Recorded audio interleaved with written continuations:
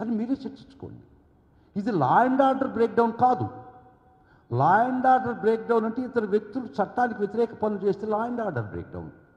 ఇక్కడ చట్టమే, ప్రభుత్వమే ప్రాథమిక హక్కులు కాలరాస్తుంటే ఒక ఎక్స్ఎమ్మెల్యే పరిస్థితి చెప్తుండా, తన కాన్స్టిట్యుయెన్సీలోకి వస్తే చంపేస్తామని పబ్లిక్గా బెదిరిస్తుంటే కూడా కళ్ళప్పగిచ్చి చూస్తుంది అన్నటువంటి ఈ ప్రభుత్వ చర్యలు ఏమందాం. సరే, న్యాయస్థానాన్ని ఆశ్రయించాం. గత 7 నెలలుగా మా యొక్క రోదన, ఆవేదన, ఆ పిటిషన్ ఎక్కడ వేసిన గొంగళి అక్కడే ఉన్నట్టుంది. చట్టంలో చాలా ఫ్లవరీ జార్గన్, లీగల్ జార్గన్ ఒకటి ఉంది. Justice delayed is justice denied అని. ఈ కేసులో అది పుస్తకంలో రాతక మాత్రమే పరిమితమైనటువంటి పరిస్థితి. 7 నెలలుగా ప్రాథమిక హక్కు తన కాల రాస్తుంటే మేము చట్టాన్ని ప్రభుత్వం దృష్టికి తీసుకుపోయినా, కోర్టు దృష్టికి తీసుకుపోయినా ఒక్క ఇంచి కూడా ఆ కేసును ముందకి జరగనీలేనటువంటి పరిస్థితి. సాయశక్తులా న్యాయ పోరాటం చేస్తున్నా కూడా ఒక్క ఇంచి కూడా న్యాయం వైపు ఆ కేసును తీసుకుపోలేనటువంటి దురదృష్టకరమైనటువంటి పరిస్థితిలో ఈ వ్యవస్థలో కొట్టుమిట్టాడుతున్నాం. ఇది కాన్స్టిట్యూషనల్ బ్రేక్ డౌన్ కాదా? నిన్న మీకు అందరికీ తెలుసు,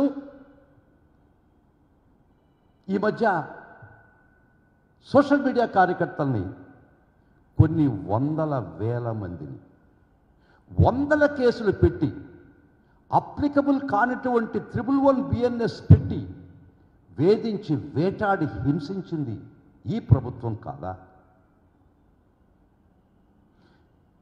ప్రభుత్వమే రాజ్యహింసకు పాల్పడినప్పుడు, ప్రభుత్వమే రాజ్యాంగం ప్రసాదించినటువంటి హక్కులు కాలరాస్తున్నటువంటి పరిస్థితుల్లో ఆంధ్రప్రదేశ్లో రాజ్యాంగ విచ్ఛిన్నం జరిగిందా, జరగలేదా? It's not break down of law and order. Break down of law and order చాలా చిన్న పదం. అది ఒక చిన్న పరిధికి సంబంధించింది, అది వ్యక్తులకు మధ్య సంబంధించింది. ఇక్కడ రాజ్యహింస, స్టేట్ స్పాన్సర్డ్ టెర్రరిజం. ఈ రోజున పెట్టండి, ఒక కమిషన్ అపాయింట్ చేయండి, గ్రామాలను తీసుకుపోతా, నేను దగ్గర నుండి తీసుకుపోతా. ఎన్ని గ్రామాల్లో ప్రజలు తరివేసి వాళ్ళ ఆస్తులు స్వాధీనపరుచుకొని, వాళ్ళ పశుగణాదులను మీరు లాగేసుకొని, వాళ్ళ ఇళ్లను మీరు స్వాధీనం చేసుకునేటువంటి గ్రామాలు నేను ఎన్ని చూపిస్తానో రండి, ఎవరైనా రండి. ఈ వ్యవస్థ మీద నమ్మకం ఉండే ఒక కమిషన్ రండి, పోదాం, చూస్తాం, ఆంధ్ర రాష్ట్రం అంతా తిరగదాం. ఈ రాష్ట్ర ప్రభుత్వం ప్రజలు ఎన్నుకున్నది గ్రామాల నుంచి ప్రజలు తరివేయడానిక, రాజ్యహింసను ప్రేరేపించడానిక? మీకు ఓట్లు అయినటువంటి వర్గాలను సమూలంగా నాశనం చేయాలన్నట్టు ఒక ఉద్దేశంతో మీరు అధికారంలోకి వచ్చారా? నిన్నటికి నిన్న ఒక కేసులో, నేను కేసు పూర్వాపరాలు మాట్లాడటం లేదు, తప్పో రైట్ అని నేను చెప్పటం లేదు, న్యాయమా అన్యాయమా మాట్లాడటం లేదు, కానీ crime number 137 of Gannavaram PS Telugu Desam party office మీద దాడి. అది I'm not getting in to the details, I'm not saying whether it's right are wrong because it is sub జుడిస్. ఆ కేసులో కొంతమంది ముద్దాయిల పేర్లు FIRలో ఉన్నాయి. తర్వాత వేరే వాళ్ళని యాడ్ చేశారు, ఒక 3 ఏళ్లకి వేరే వాళ్ళని యాడ్ చేశారు యాడింగ్ మెమోతో. అంతవరకు బాగానే ఉంది. దానిలో వల్లభనేని వంశీని కూడా ఒక ముద్దాయిని చేశారు. వారు యాంటిసిపేట్ బెయిల్స్ వేసుకోవడం జరిగింది కొందరు లోయర్ కోర్టులో. Section 15A of SC/ST act ప్రకారం దానిలో ఫిర్యాదుదారికి సత్యవర్ధన్ అనే ఫిర్యాదుదారికి కోర్టు వారు SC/ST యాక్ట్ ప్రకారం ఎవరైనా బెయిల్స్ వేస్తే ఫిర్యాదుదారిని కూడా విచారించి వినాల్సిన చట్టం ఉంది, section 15A of SC/ST act. దాని ప్రకారం కోర్టు వారు ఆ డిఫాక్టో కంప్లైనెంట్కి నోటీస్ ఇవ్వడం జరిగింది. మీ వాదన కూడా వినిపించండి అని పరిస్థితులు ఇవ్వడం జరిగింది. ఆ నోటీసులు అనుసరించి సెక్షన్ 50A నోటీసును అనుసరించి గౌరవ ఎస్సీ ఎస్టీ కోర్టుకి అతను హాజరై అతను హాజరైన కోర్టు సమన్స్ ఇచ్చినటువంటి పరిస్థితుల్లో అతను కోర్టు గౌరవ జిల్లా జడ్జి, అది స్పెషల్ డెసిగ్నేటెడ్ కోర్టు కాబట్టి జిల్లా జడ్జి హోదా, అక్కడికి వచ్చి జడ్జి గారికి 164 స్టేట్మెంట్ ఇచ్చాడా లేదా? ఏమనిచ్చాడు?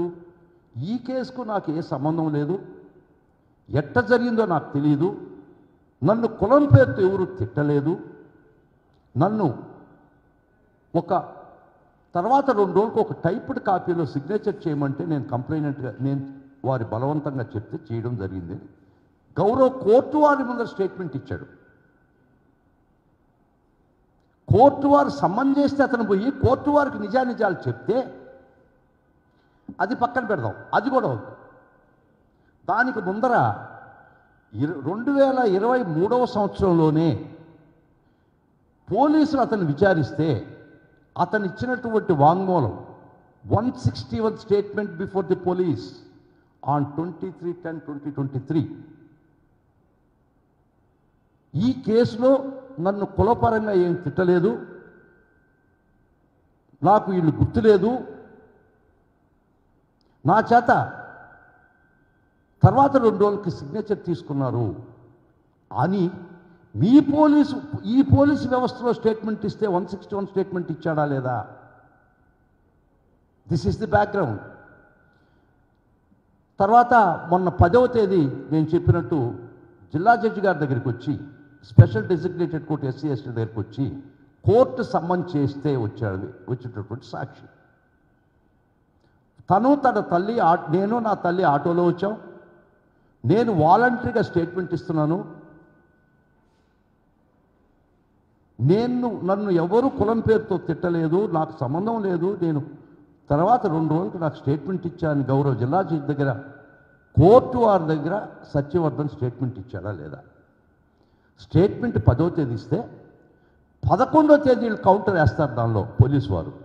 దానిలో కూడా ఏం చెప్తారంటే అతన్ని ప్రలోభ పెట్టారు అని చెప్పారే కానీ తర్వాత వాళ్ళ తమ్ముడు వద్ద బలవంతంగా ఒక స్టేట్మెంట్ తీసుకొని మా అన్నని చంపేయడానికి తీసుకుపోయారని చెప్పి ఒక స్టేట్మెంట్ ఇచ్చి ఒక కేసు క్రైమ్ నెంబర్ 86 రిజిస్టర్ చేసి, సరే ముద్దాయిలని చెప్పి వాళ్ళు వేటాడారు, పక్కన పెడదాం. ఒక్క సెకండ్ నాకు టైం ఇస్తే ఒకటి చూపిస్తాను. 1 సెకండ్ ప్లీజ్.